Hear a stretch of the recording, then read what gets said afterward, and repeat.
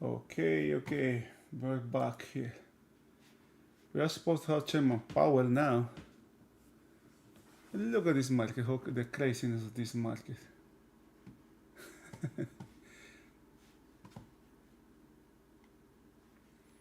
I had a trade here. Oh gosh, look at that, man. This is rebalancing all the inventory that this market has.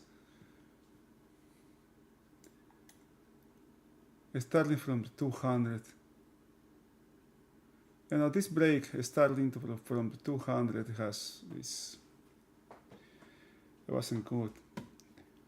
Still, I went short somewhere down here, looking for a continuation. Once the market took this low out, and unfortunately I guess I went too much contracts.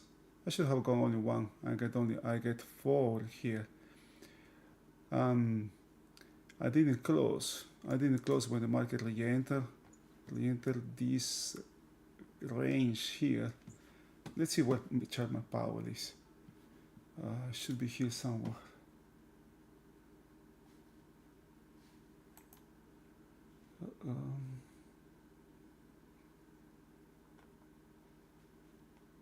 Is he already speaking?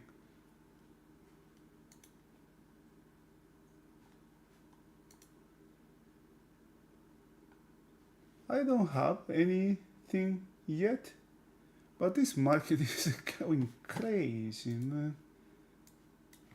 Okay, this high has been repaired. We still have value lower, rotation, the market opening inside previous day range, increases the odds of rotation.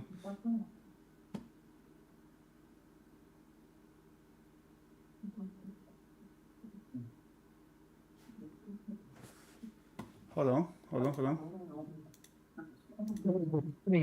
Policy, an allusion to some of the comments from his colleagues.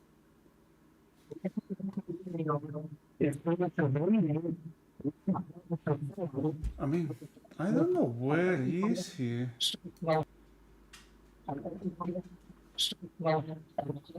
Yes.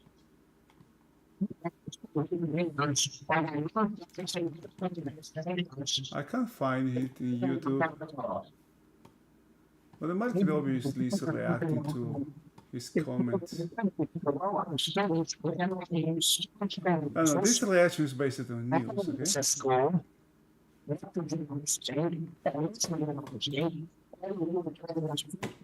Boy, I hate when I don't have a feedback here.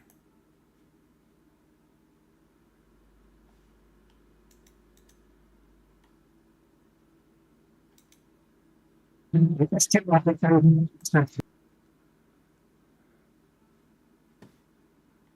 the quits and also the decline in the wage premium for job changers. Finally, he notes that geopolitical tensions are highly elevated and pose a risk to the global economy, calling the attacks on Israel horrifying. So, Frank, there you go. A little bit of something for everybody in there.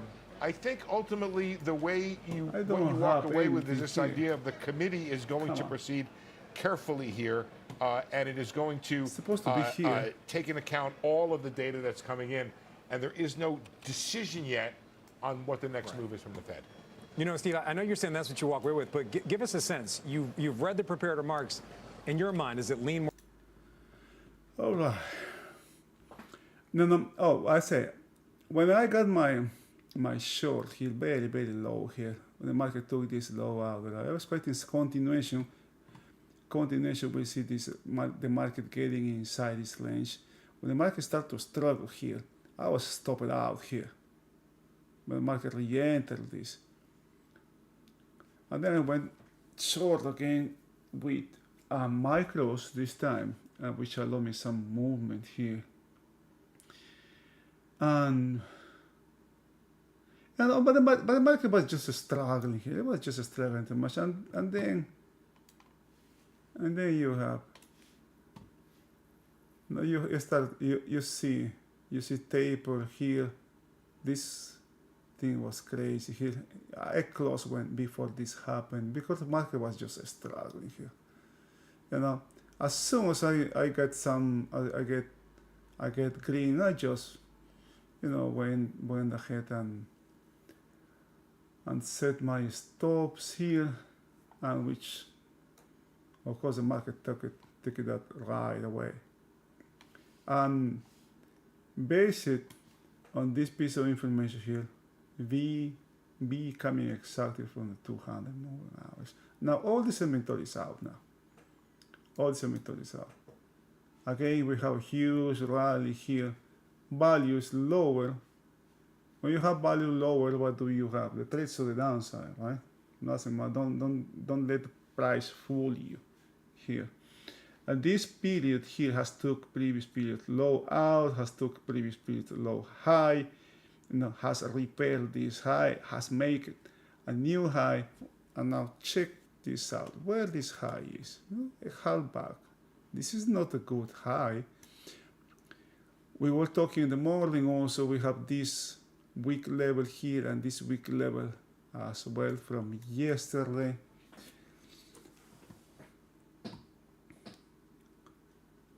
I guess what they are talking here is about the statement. There must have been some statement the Chairman Powell put out, that the Fed put out before the speech. I don't know. Unfortunately, the audio is not good here.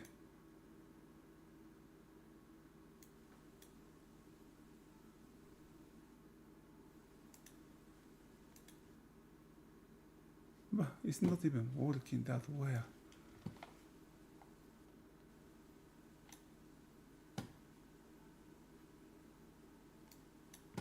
Audio, we don't have good audio here.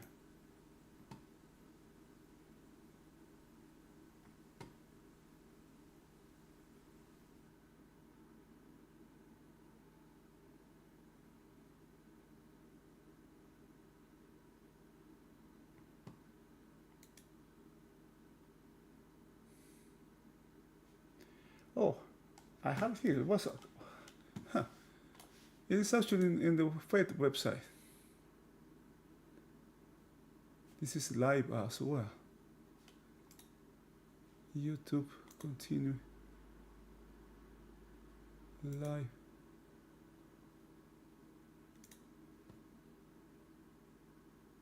I don't know if it is over or it's just starting. This is live. It started streaming 38 minutes ago.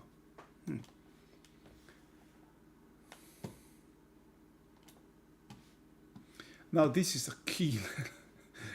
This, you know, when I got my trade, here, I have my trade here. You know, I was aware of this 200 here, B high here, but the market was just pushing low. At the time, it didn't have this. You know, we had two ticks here on the upper side. That's why it didn't close. But it just didn't have it on the lower side. Let's see if now, you know, what happened now. Still, the same conditions that we had at the opening remain. We had a weak high. Now also we have a weak high.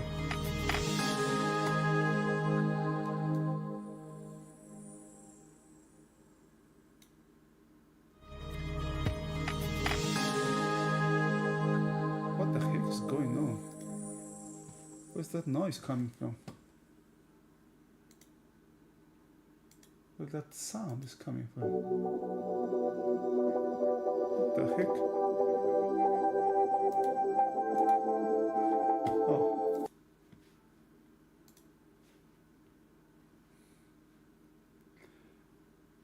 Please tell me if you can hear anything somewhere. I don't have anything. I don't find anything here.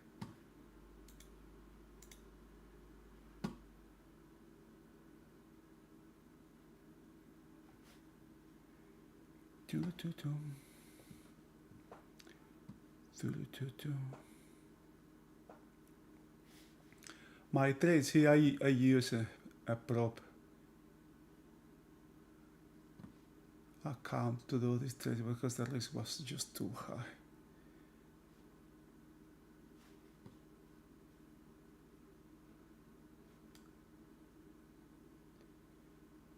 Man, why these guys are having this information? I can't find it.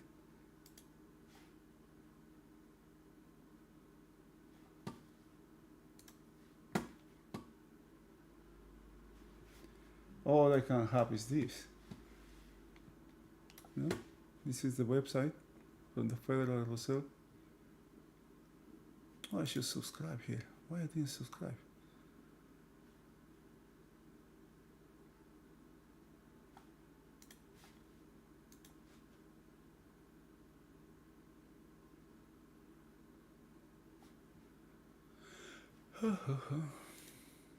And this comes from this website,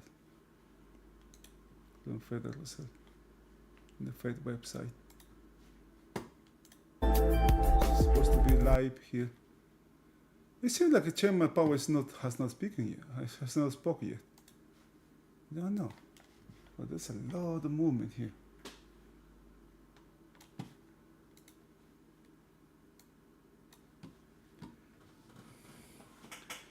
Look at what we have today. Okay, we have this spike to the downside, market opening inside the spike, which is neutral. And where the market is right now? The market got too short. All the shorts have been removed. All the shorts are not out. Where yesterday's high is, previous day POC, held back, previous day non-excess high. You know, these 2 days have. In these 2 days, the market has taken this low out, which is the low of this 6-day range here. We got 1, 2, 3, 6-day range. This range has been taken, and that's the end of the trade. Downside continuation, we see the market getting inside the 13-month range, which the market had got in. Next thing, taking this high. Why this high? Because this is a range. This is a 3-day range here. From where the market had this huge rally, this short corner rally. There is nothing here. There is nothing here. You know, if the market has a directional move to the downside, there is nothing here that can hold the market. But to do that, the market needs volume. All right. Some conviction to the downside, and there's nothing that is going to stop the downside movement. On the upper side, we have no excess here, weak high here, weak high here today. And anything that you do here, you need to be aware of the time. We knew that we had Chairman Powell speaking today at 12. And those kind of events can bring volatility to the market. Where is home here? And that's why I got here what I put here. What it is?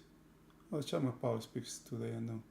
You got to be aware of this kind of events, scheduled events that can bring volatility to this market.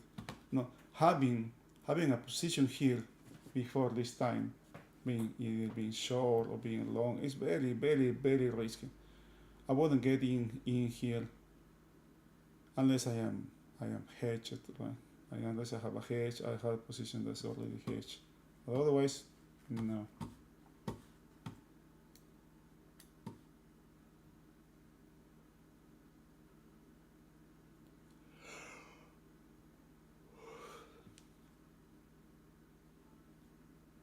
It seems, what the heck, man? What the heck is going on here? I don't see anybody here. Well, is anybody speaking here? I don't see anybody speaking. There must be a statement that the Fed has put out there before the speech. Let's see. And the market just reacting to this, reacting to that. where the market is right now, right? Zero. Nothing has changed. All of this movement, all of these things, you can pretty much, disregard all what happened here and just continue the trade from yesterday. Look at what it is. This is yesterday's settle. The market's right there. Market didn't do anything yet. And you will see this happen quite, it happens all the time. We will just have to be aware. Today, I got a mixed day. I have a trading account with my capital, which is positive, and the prop is not. I also have a simulator here that is untouched. I don't like to do sim trades because there is something that's very important in the market, which is the emotional side of it. When you do sim trades or when you do paper trades, that part of trading, that emotional part, is removed.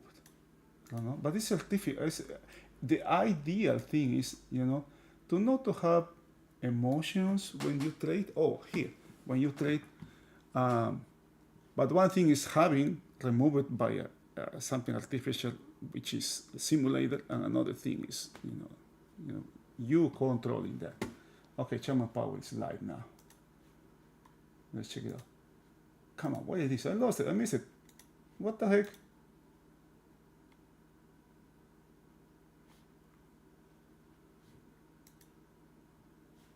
%7 through September. So clear progress there. It doesn't have good audio, unfortunately. The September inflation data continued down the trend of %. The audio is terrible here. Come on, man, I have a lot of money to put this kind of, to do this crappy, to be this crappy. Wow. Yeah, that's confidence that inflation was moving down sustainably to a level.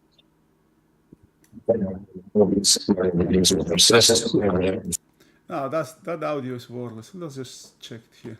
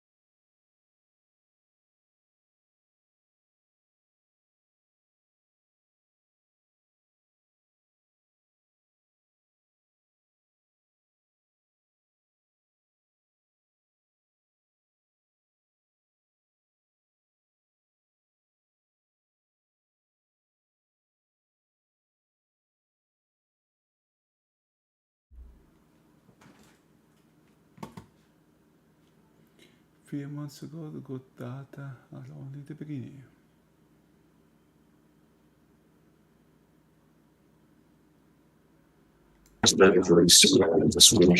Cash, man. Let's see the market can repair this high here. You want to do some trade? Some trading here.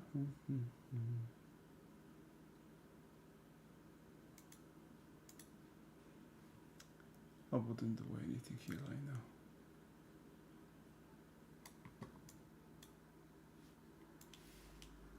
All of this huge volume here, the market has cleared this volume here. 2 days. Now the upside, remember we have these levels here, this one here, accumulation. Although remember we were talking in the morning about how the market is moving towards this, to whatever we have, to wherever there's volume. There's volume way down here, but the market needs volume. The market is being attracted to these volume areas here. And that's what is happening in this contract, the December contract.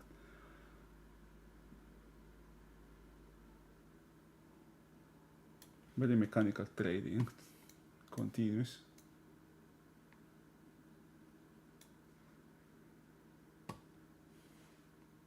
Tightening in the pipeline, meaningful tightening high. These remarks here can break this mark. Do we have a good base here? Yes, we have a better base here. The low is better than the high. Yeah, no, look at that. This now has been repaired. We have weak continuation. We take this level out and this one as well. What do we have? Remember we talked in the morning about what kind of traders are holding this short inventory from yesterday. Now the market has a tone here. Ah man, it has to stop it just right there.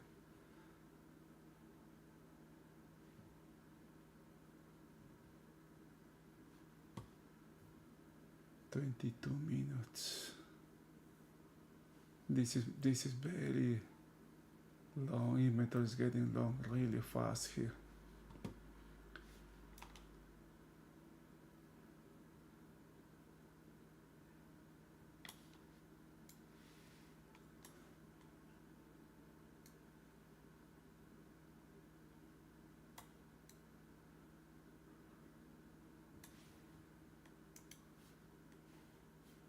Oh, come on, look at this low here.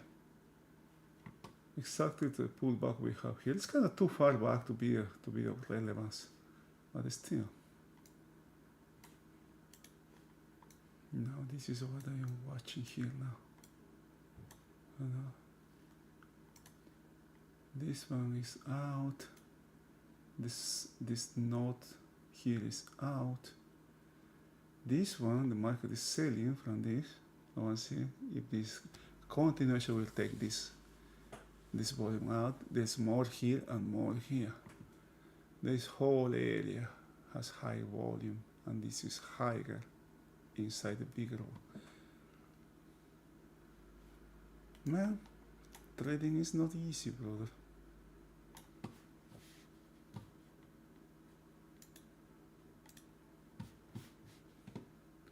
Now, even though we have these losses,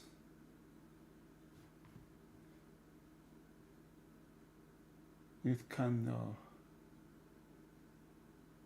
I'm not trying to remain neutral and taking advantage of the market, of what the market is doing is important. Now, the danger here, Chairman Powell can say anything here, right? And he says can reverse this movement, because if the market moves with news, it can go the opposite direction with the same kind of events. And that as inflation has come down, real wages, which is spurring spending, and we've also had inflation coming down. So, it really is a story of much stronger demand. There may be some ways in which the economy is less affected by interest rates. It's hard to know precisely, but for example, many companies, any company with bond market access will have termed out its debt, right? And therefore may not be feeling the effects of higher rates. The same may be true of homeowners who have a long-term fixed rate, low rate mortgage, who then are therefore not, because it's not an adjustable rate or a higher rate, they're not feeling that increase in rates. So the economy may be somewhat less susceptible to the effects of rate increases. On the other, this high is no good. For sensitive spending, these are very much the the places where where we expect to see and do see effects. So, for example, in housing or in the housing sector has been very affected by higher rates, as purchases of durable goods. If you look at surveys, people will not say that it's a good time to buy a car or a house. Quite the contrary. So we see policy working through its usual channels. It may just be that rates haven't been high enough for long enough. And again, it's all happening in a context of very strong demand. We've heard other people speculate maybe the terming out of debt, as you say, both corporate debt and household debt, may diminish the effect. Now look at this pullback. This is huge pullback, man. This is big pullback in Marcus High. Everything based on what he's saying. Now, what I'm interested in this pullback is what the market does with this, not with this area, but the total accumulated here. This is just such a big pullback, man. Very volatile, man. How can you do something here? Rate, which you're also seeing a strong exchange rate, which is disinflationary. So I don't think there's a fundamental change in the way monetary policy affects the economy. And again, it goes back to just very strong demand. We take the economy as it is. We take fiscal policy and the economy and all the things we don't control. They come to us, and we conduct policy always to achieve maximum employment and stable prices. So we just take what comes. The fact that we have a strong growing economy, a strong growing labor market, and inflation coming down, these are the elements that we want to see to achieve the outcome we want. It may take more time, but ultimately, this is the kind of thing you would want to see along the path to getting through this without a big increase in unemployment. How much effect thus far has the Fed had? We all have memorized now long and variable lags. How long and how variable, and where are you in that process? Are you at the 25% point, the 50% in terms of seeing it in the effect in the real economy? So there's no precision in the in our understanding of how long lags are. One thing that has changed in the modern era is that markets now, over the course of the last 30 years, central banks have decided, instead of being secretive, to be very transparent. And what that has meant is that markets move actually well in anticipation, well before our policy moves. So the transmission from policy moves to financial conditions actually happens before the moves now, whereas that was not the case 50 years ago when Milton Friedman, coined the phrase long and variable lags. So, but now you have financial conditions changing, and the question is, how does it affect the economy? The standard channels are interest-sensitive spending and the exchange rate, for example. And we do see that happening, just not as fast as we would like. And I would attribute some of that to just stronger demand. Household savings were turned out to be higher. Household spending has been stronger, and that's by far the largest part of the economy. In order to conduct monetary policy effectively, do you need at least a hypothesis about how much has already hit the economy? Because it's hard to know how much more you need to do if you don't know how far you've come. So on lags, I think if you think back, it's been a year since the last 75.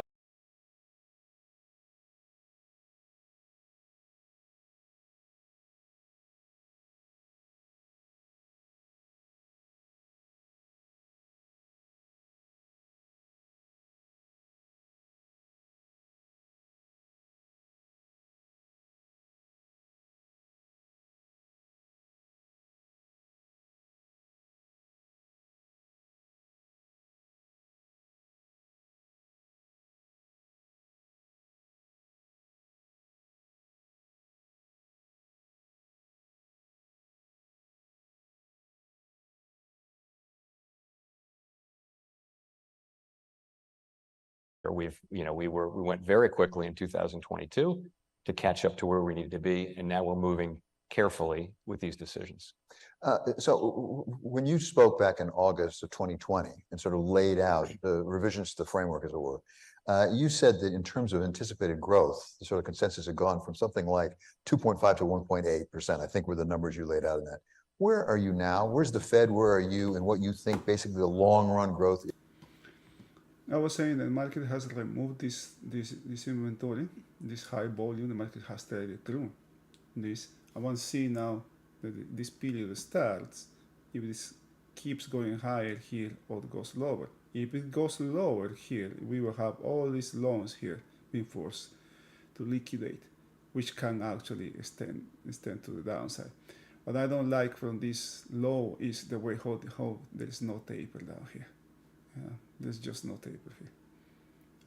I'm not doing anything now.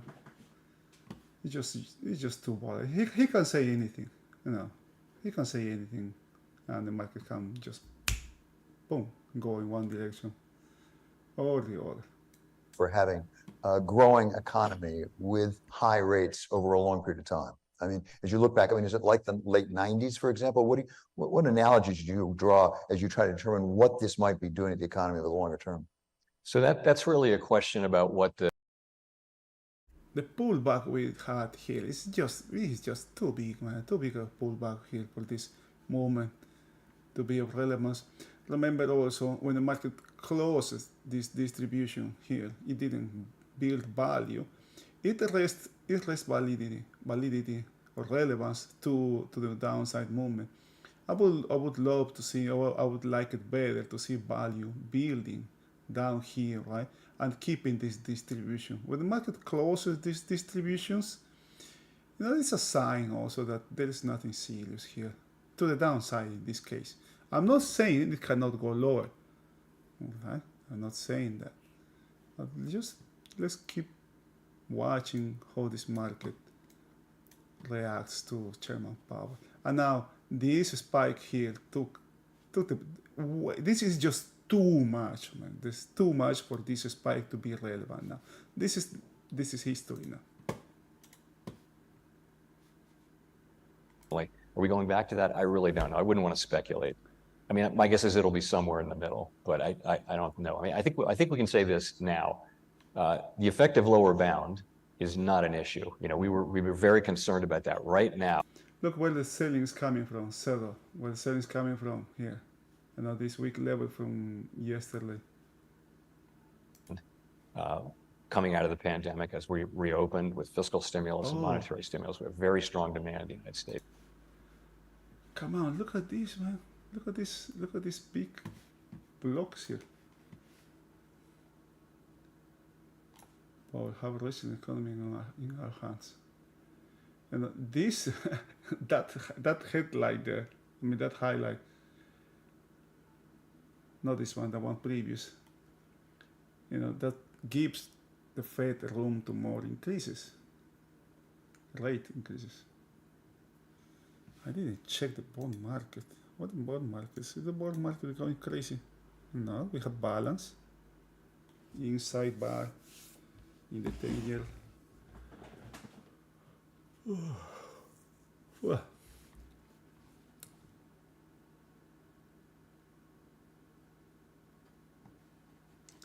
Now, the market got too long here, and now it's getting short. This is just pure craziness here.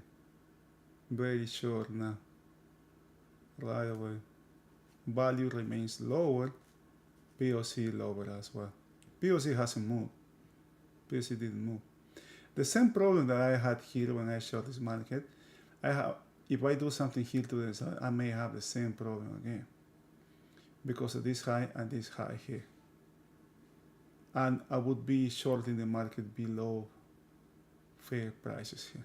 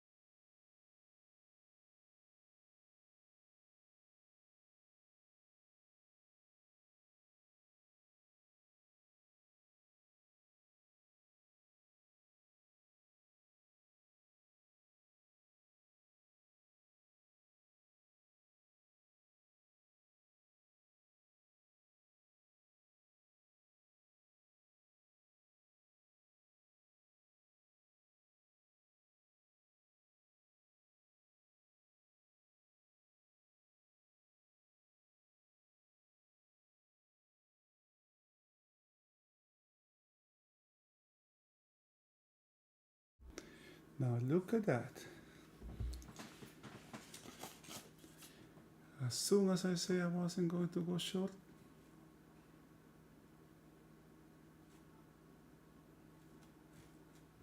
now man, this is huge range here.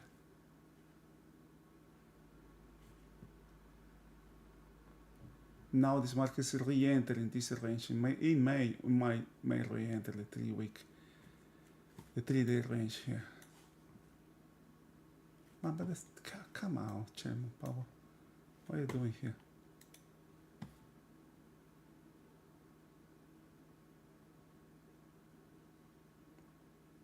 Market is just too short here now.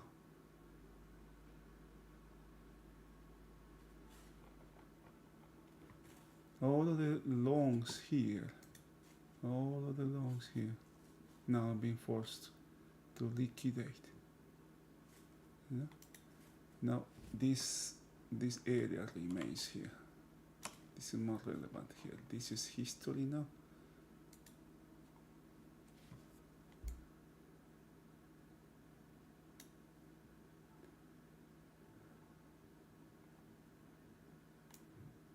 And I do that because that's what the market was doing.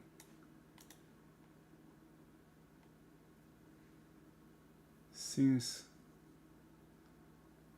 this December contract. Now look at this low here. This low is not good. Absolutely, it's the same kind of weakness that we have up here. You know, it's excess. We have excess here. We have excess here. We have excess on the lower side, but this is not good. And what we have below is nothing here. We don't have anything here. Any kind of volume here can take this market really low here. Maybe towards the 300 would be the first stop here.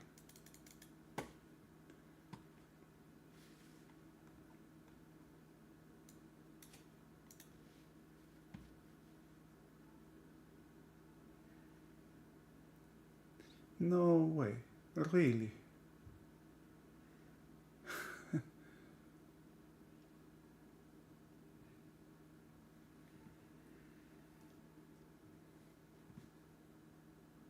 We hadn't seen a global economic shutdown. People were thinking that the pandemic might kill a whole lot of people and that we wouldn't have a vaccine for 5 years. We might not have an economy for 5 years. So these. Now the market has re-entered that 3-day balance from where we have this break.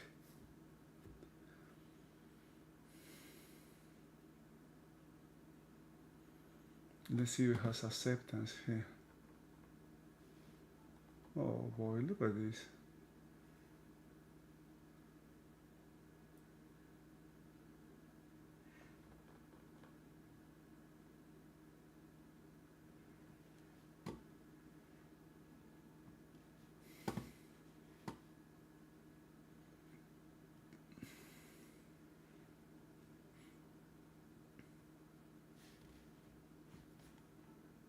Much inflation if we'd done less. Although other countries who didn't do as much as we did also had substantial inflation problems. I think my question was just a little bit different. It's not so much of assigning blame or saying did somebody make a mistake as are there things that going forward would change the way you conduct monetary policy that you learn from that maybe nobody. Take a look at the bond markets charts. You will see something there. Of a very long time, in a reasonably long time, of disinflationary forces. And I think everybody's instinct had been attuned to risks coming from this direction, which is too low inflation. And so what this has taught us is that now that period is over, and we now have probably going forward a more balanced set of risks where high inflation and low inflation are both risks. In fact, right now the risk is still high inflation, but I'm assuming once we get back to 2%, we won't have that. But we've certainly learned that. And I mean, events are the possible range of events is so much wider than what we think it is on any given day, right? The tails are so wide, and it's just not human nature to constantly be thinking about things that are way out in the tail, but they happen in financial markets and in economies. They happen far more regularly than they should. I suspect every person in this room is well aware what's going on with yields with bonds. It's been a big story, particularly in the longer end of the curve. What is your understanding of what is going on in the bond market and why those yields are going up, particularly again at the longer end of the curve? So it's really two questions. One is why is it happening, and the other is why does it matter for policy? And so I would say on the why is it happening question, I think it's appropriate to have a little bit of humility. It's always hard to say exactly what's going on with longer term yield. At the end, after all this movement, we have value lower here. Value is lower. POC is also lower. POC hasn't moved. It opened kind of like, after it moved down here, it hasn't moved. And now G, H, K, L, M. We have 4 more periods. HI, okay, 5 more periods here. 5 more periods, you have 2, 3, 4, 5. I guess it cannot move. It can. H, I, K, L, M, 5 more. If you add 5 to these,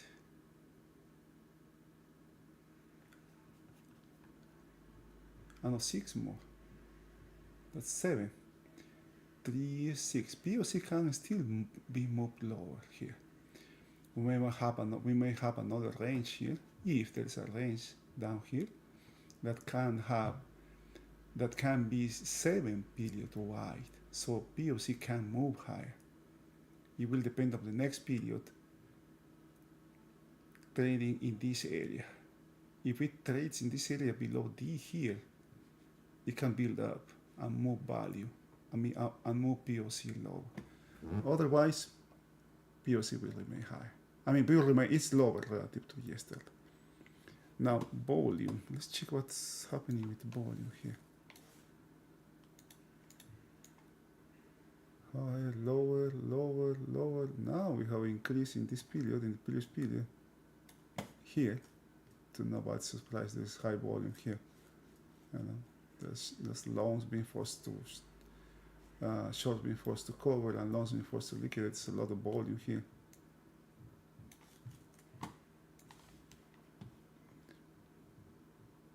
Now, we had Netflix and Tesla, right?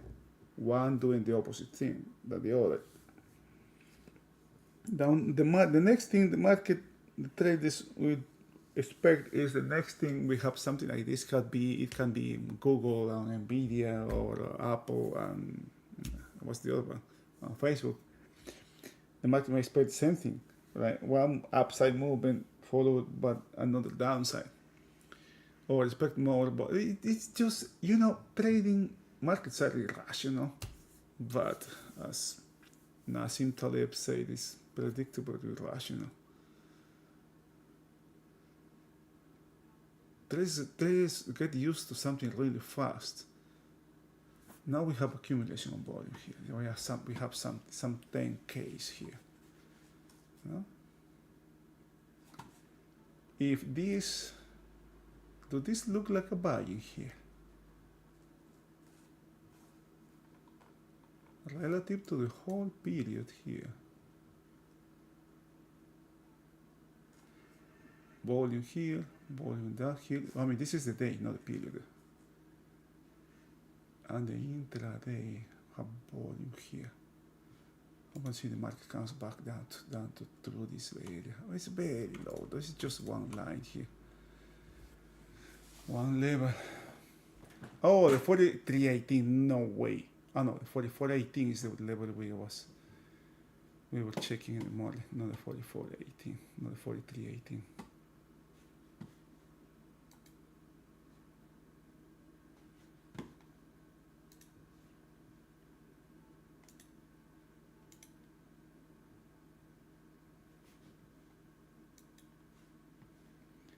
Who would say? Let's keep hearing. Let's keep listening to Chairman Powell. When we see geopolitical conflict around the world, like in Israel, like in Ukraine, some of the buildup with respect to China, the defense spending is going to be elevated for the United States and for other countries. Do you take that into account in figuring monetary policy? Because it may well mean that we're borrowing a lot more money than we have in the past. So we, of course, see the same things that everyone else. So I just came back from IMF meetings this weekend, and there's a lot of talk of the very large resource demands that organizations like the IMF and of course countries are facing, and the need for substantial amounts of revenue. You mentioned military. There's also dealing with climate change and things like that. So there's a lot of that. We don't, as you mentioned, we don't comment on fiscal policy. Actually, the fiscal authorities have oversight over us and not the other way around. So we stay away from that. So I would just say everyone knows that it's not a secret. And about all I can say is we know that we're on an unsustainable path fiscally. It's not that the level of the debt is unsustainable. It's not. It's that the path we're on is unsustainable, and we'll have to get off that path sooner rather than later. It's not really something, though, that affects a monetary policy decision about how much we raise rates in the next 6 months. It's not going to be driven by. I mean, if there were some vast new fiscal policy that were about to be enacted, and then that would have an effect on the models and have an effect on projections, and indirectly that would affect us. But we would not be in a position of responding directly to fiscal policy. When we talk about the treasury market, obviously there's buying and selling, and the United States government is issuing a lot of treasuries. There's also a question of who's buying, and we now have one buyer who stepped out of the marketplace, namely the Fed, which is a big buyer. At the same time, we're getting reports that maybe some of the overseas buyers may be pulling back as well. How do you take that into account in assessing where we're going with long-term bond yields?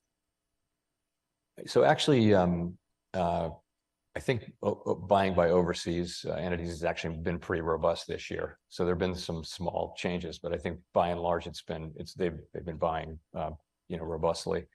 Again, we look at the broad financial conditions. We look at interest rates, other asset prices. That's what we look at. We don't focus on fiscal policy. We wouldn't change monetary policy because of, for example, because we think that the U.S. is on an unsustainable path. Everyone knows that.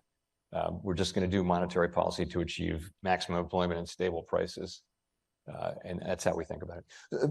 I'm curious, though, one of the things you're most concerned about is the real economy, what's going on in the real economy.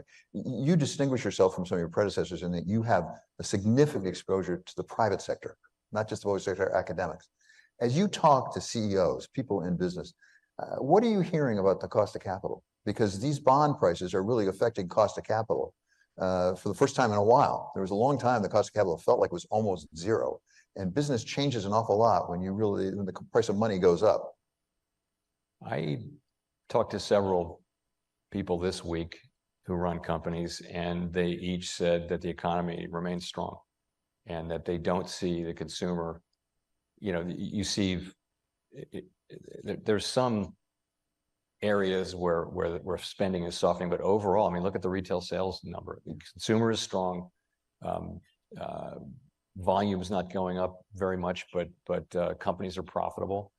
You don't, now if you get to where I think the cost of capital would really matter would be for smaller companies and early stage companies, and that really does matter. So we don't have a lot of tools. We have interest rates, and they're far from perfect. It's famously a blunt tool, but it's what we have to get inflation down, and really the world counts on us to deliver low and stable inflation. That's what we have to do. And at a time like this, we know that we're having negative effects on, we had the home builders in this week. It's a very tough time in the whole home building industry. And we know that. But ultimately, what we want to get back to is a long period of price stability. That's the best thing we can provide. And that policymakers and businesses and everyone and people can just lead their lives not worrying about inflation. This is what we can deliver. It's what we have to deliver. And this is the time. Our independence is not for times when we're really popular. It's for when we're doing something that really the public counts on us to do, notwithstanding that it's challenging and difficult. And higher interest rates are difficult for everybody. You have not wavered from your commitment to 2%. You did it again today, 2%. No question about it. There are those who suggested, including some colleagues in the Fed, that maybe the bond market is doing part of your job for you. Is that the way you see it? Look, I would say it this way. The whole idea of tightening policy is to affect financial conditions. And to the extent higher bond rates reflect that they do, they're producing tighter financial conditions right now. So that's how monetary policy works. That's literally how it works. So again, in principle, as long as bond rates are going up for some reasons, and they're not going up just because they expect us to do things, so that if we don't do them, they'll come right back down. And we don't think that's the case, actually. I don't think it's the case. It doesn't seem to me that's where analysis leads you. Then sure, that's a tightening. That's exactly what we're trying to achieve. And therefore, it seems like almost arithmetic. It must reduce some of the impetus for you to continue to raise rates. At the margin, it could. I mean, I think that remains to be seen. And by the way, I'm not blessing any particular level of longer term rates, but just in principle, that's right. So let's talk about the labor market. You referred to that in your remarks as well. And as you say, vacancies have come down some, although they still are pretty elevated, if I'm not mistaken. Quits have actually gone up some. It seems to be a tight labor market. What do you make of what's going on in the labor market right now? Labor market has been extraordinarily strong. So what happened in the pandemic was we had a negative labor supply shock, is one way to think about it. So a whole lot of people left the labor market when the pandemic happened and then didn't come back. And so when the economy reopened and everybody, there was revenge travel and revenge everything, very strong demand, and there just weren't the people. So you had 2 job openings for every person actively seeking employment. We've never been anywhere near close to that. There was panic and wages and bonuses, and particularly in things like in-person services where people had not gotten big wage increases and didn't want to come back to work. So that's where we were. So since then, there are very many signs that the labor market is getting back into balance. And I talked about some of that in my remarks. Surveys of work, we survey businesses. We don't do it, but other people survey businesses and say, are workers plentiful? And that measure was no, but now it's back to pre-pandemic levels. You survey workers, are jobs plentiful? And that was at an all-time high, and now it's still high, but back. So wage increases are coming back down to more normal levels. Job openings are down from 2 to 1.4. They were at 1.2 in the very tight labor market of 2019. By the work week, by so many measures, the labor market is gradually cooling. And part of that is this, all through 2022, we thought we were going to get more labor supply, and we didn't. And I personally thought, well, I guess we won't get any. And then we've gotten a substantial amount this year. The female labor force participation is in prime age workers is at an all-time high, which has to be related in some way to work from home.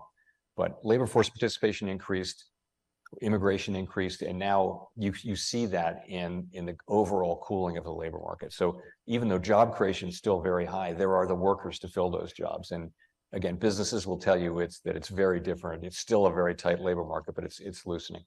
Coming back to your goal of 2% inflation, what have you learned from this experience about the relationship between inflation and labor? I mean, there's a lot of talk about a Phillips curve, whether it still applies, whether it's weaker, what is it? What is your hypothesis right now with the relationship between inflation and labor market? Well, let me tell you what it was before. So one of my favorite charts is just the slope of the Phillips curve over 40 years. And so it shows the relationship between unemployment and inflation. If you go back to the high inflation of the 70s, it was a very tight relationship. And that relationships went down and down and down to the effect where the Phillips curve, there was almost no relationship, meaning the Phillips curve was very, very flat. Now, actually, if you just ignore cause and just look at the data, it will tell you that the relationship is back. Do we really think that's a sustainable thing? I don't know. What happened, though, was that people came to seriously expect 2% inflation, something like 2% inflation. And if people expect that, if companies expect it and workers expect it, and you expect that in your shopping, then that's what'll happen in a way. And that's what happened. So even in very, very tight labor markets, we didn't have high inflation. I was at the Fed since 2012 as unemployment went from 6 to 5 to 4 into the 3s for the first time. And the models were all saying that we should be seeing some inflation, and we never really saw 2% inflation on a sustained basis during that era. So we learned that the Phillips curve was really flat. Some pronounced it dead. Now, I don't think most of the inflation we're seeing at all is from the Phillips curve, though. I think it was built really the collision of very strong demand, really strong demand with constrained supply. Cars being a great example. Many people wanted cars, didn't want to ride public transportation, wanted to move to the suburbs. Unlimited demand for cars. Interest rates are low. Yet we couldn't get semiconductors, so there are no more cars. Car production went down. How do you solve that problem? Prices just go way, way up for cars. That's how you clear the market. So that's a classic example of what happened here. It really wasn't about the Phillips curve. It was more about constrained supply and demand more broadly, especially for goods at the beginning. Let's turn to another responsibility of yours, which is the banking system. Last March, we had something of a scare because of, I guess, interest rate risk with Silicon Valley Bank and then some others. Are we through that now? Where are we in that process? Are you resting easy? So what you pay us for is not to rest easy. We don't do that. But I would say where we are is this, though. Things have certainly settled down. We see the funding markets is fine. We see, and we paid a lot of attention to banks that looked anything like the banks that had the problems, and made sure that they had credible liquidity plans and plenty of liquidity and all of that. And so I think all of that has worked. And we set up this facility that's available for banks to borrow. And so all of that has led to a real settling down. But our job is to be on the case, and we're still on the case, and we'll keep after that. Banks are generally very well capitalized and highly liquid in our country. Banks are strong. We benefit from all those years of reform under Dodd-Frank and Basel III that we went through, with former Governor Tarullo, Right. and many others. And so we benefit from a very strong, well-capitalized banking system that's much better at managing its risks than the one that entered the global financial crisis. Very well capitalized, but you want some more. This is You're a talking about proposal. the Basel III proposal, which is, it's a rule that's out for comment, so there's not a lot I can say, but we do expect a lot of comment, and we do expect to take those comments very seriously. Talk about the commercial real estate. There are some concerns out there in the marketplace, what's going on, because obviously there's a repricing that comes with your increased rates. It's thought that there's some real estate out there that is not worth the money that was originally financed with it. How concerned should we be about that as something lurking out there that could really affect the system overall, not just the people invested?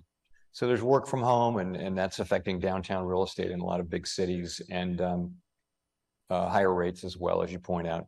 So this is an issue that we pay a great deal of very careful attention to. Commercial real estate is not a principal risk or a major risk for the very largest banks. It is much more for regional and really the. What happened here? Gosh, inventory get too long here. Now it got too short. Now it's getting too long again. God damn. This low is no good. This high is no good. This area has been taken out. Oh boy. 15-week range low. This is past. This is. I guess, should I remove this? I have this label here. It is the same thing that we have here. The same situation that we have a breakout of the range here. We have a breakout from another range up here, this time to the downside.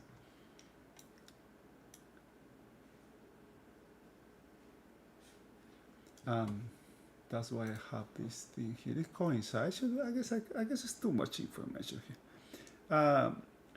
It's the 40. I decided to keep it here because it is the 4350. Just to have some information there.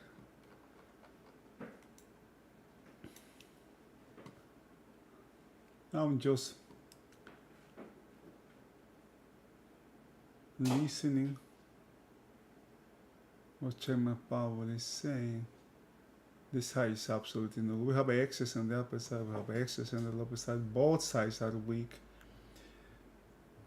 Now, the upside trend, if there was any in the weekly time frame, is over now. We have a range now. We have 2-week range now.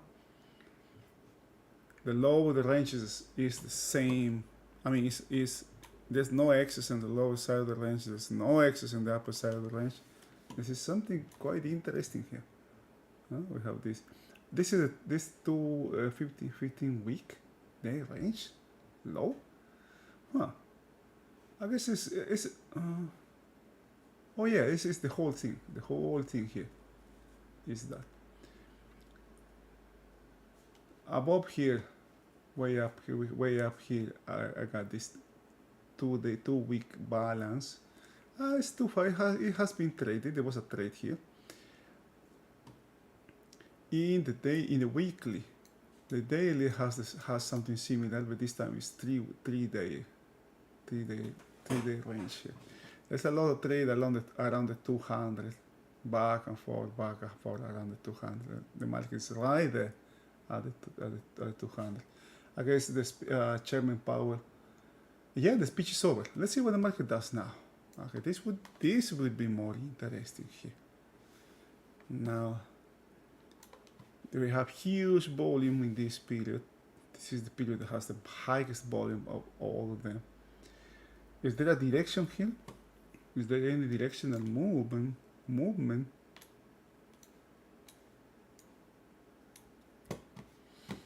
Okay. This out. Let's take this one out.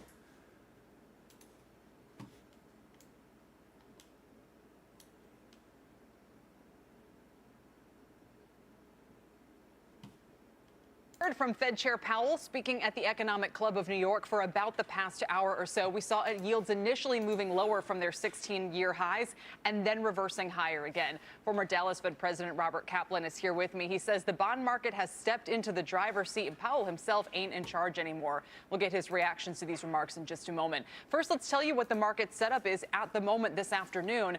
We've seen the Dow actually hanging on to a gain of about 111 points despite earlier declines. It's up 1/3%, up 0.25% for the S&P, up a little bit less than that for the NASDAQ. Over in the Treasuries, that's where the action is. The 10-year yield during Powell's Q&A portion hit 4.996. That's how close we got to piercing 5% on the 10-year. You can see the 30-year above that level as well. As for commodities, oil was lower earlier on that news of U.S. lifting Venezuelan sanctions. It has turned higher now to nearly 89 a barrel. That's a 2/3% gain. Gold as well, also keeping an eye on the precious metal, now turning higher by 0.5%. Let's get more thoughts right now, more reaction to what we just heard from the Fed chair. As I mentioned, joining me here on set, Robert Kaplan is former president of the Dallas Fed, and CNBC senior economics reporter Steve Liesman joins us as well. If I may, Robert, just for a moment, let me bring in Steve. Steve, could you just pinpoint a couple of the comments first in his prepared remarks that sent yields lower, and then in the... This means that the Fed is planning to add more rates to the increase. Just a touch hawkish, but just a touch. I mean, if he says, he makes a plain statement that if the economy doesn't slow down, we may have to do more, and the economy hasn't slowed down, well, you take that the way you want. And people took those initial remarks as being dovish because he did say there were things in train that could cause that could help the Fed in the inflation fight, including the lags of monetary policy, including higher rates and an expectation the economy will slow. But then he said, you know, later on that there were reasons why the economy may not slow and why rates may not be high enough. I think that caused a spike. By the way, very interesting here, and I don't want to do Rick's job for him. God knows I couldn't. But you did see that long yields went higher and short yields went down, and we're now at some, I don't know where we haven't been, but we're only 22 points inverted at this point right now. Do you have the, yeah, 21.6, right, exactly. 22 points inverted right now. We haven't been there in a very long time. I forget how long back you have to go, but it is interesting, and he talked about rates being higher for longer.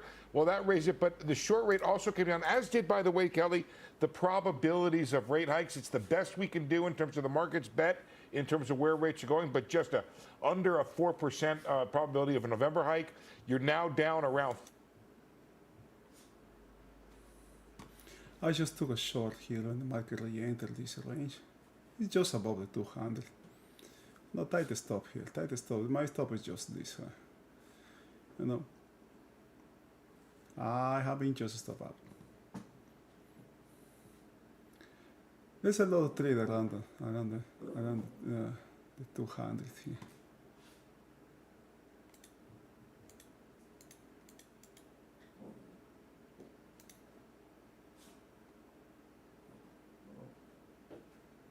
Now, why I did that? Right? The market is re-entering this range. It's inside the spike. It's re-entering the spike, and it is tight. It is tight, or was tight, because the current movement is to the upside. Right? It might be too long, but who cares? It is to the upside, right?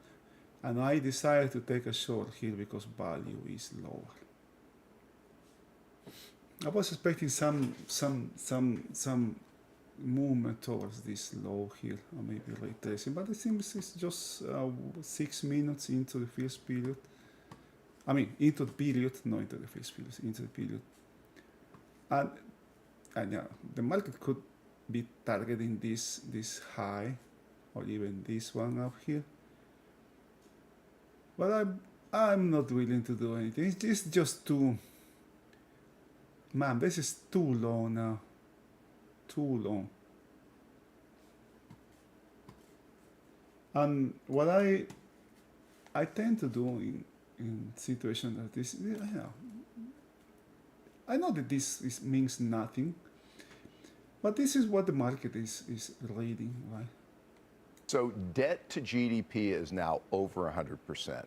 Present value of unfunded entitlements is 75 trillion and growing. As was discussed in this interview. And this is fundamentals, you know. Who cares? There's a fight now between fundamentals and technicians. Reasons are no longer buying long-dated Treasury-related securities. And we've just come off a year that just ended where we ran close to a $2 trillion deficit. And people sort of yawn at that, but they need a reminder. Post-crisis, pre-recession, this is, as a percentage of GDP, a historically large deficit. Yes. And prospects are it's going to get higher. The other thing that's going to happen is the government bond market is going to reprice, and we're going to go from $620 billion of interest expense this year to higher next year and higher the year after as bonds reprice to these higher levels. Those are significant developments which will test the Treasury market. And viewers of the show have watched as we've gotten the Treasury auctions, especially in the past week, the 10-year, the 30-year. When they don't go well, we see yields spike and we see the market take. Okay. I think there is something here that can develop. I will just keep watching this market. I want to see what the market does relative to the 200. You know, this was an early focus in the morning, the 200, the base of the spike, and it still is. Value is lower. I want to see if the market can move value higher. It's really, I don't think it's going to be able to do it, because to do it, to move value higher, the market needs a big rally now. You know, the market needs to take this high, this one, probably close somewhere up here, or back around or above the 4,400 to move value, or to put value at least inside yesterday's. Now it's very wide. It is 7,366 period wide. It can be, POC can move higher. I don't think now POC can move lower, because H is up here. We have only 5 more. You know, 5 more will make 6 here. and there has to be a big break here. And what are the odds of that happening now that we don't have Chairman Powell speaking? No, now that the speech is over, the trend still is to the downside. You know, have 1 day, 2 days, 3 days going to the downside. When value is lower, the trade is sell the rallies. When the trend is on the downside, the trade is sell the rallies, take profits in the breaks. Now we're having a rally. Let's see the market can take this high out, and continuation, we'll see the market taking this one out. Market has looked below yesterday's. It has been bought. Remember what we had in the morning. Let's see if I still have it here. Let me see if I still have it here. What it is, what it is. Right here. You know, this situation here, this level here. Now it's adding. Now this market is adding weakness. This was not good. Now we have another one, another day that is building on top of this. No, so far this rejection. This is that's acceptance of this level here. But the fact that it came exactly to this high, that's very questionable, right? Especially when there is nothing here. Nothing here. The market is going lower. You know? The potential destination is this low. Everything will change if the market or when the market takes the previous day high out. Either this one or tomorrow this one. We'll see. Okay, I think that's it. If anybody has any question, please just let me know or comments. Otherwise, that's it for today.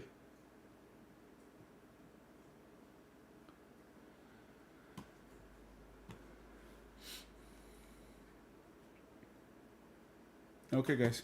Have a wonderful rest of the day. See you. Bye-bye.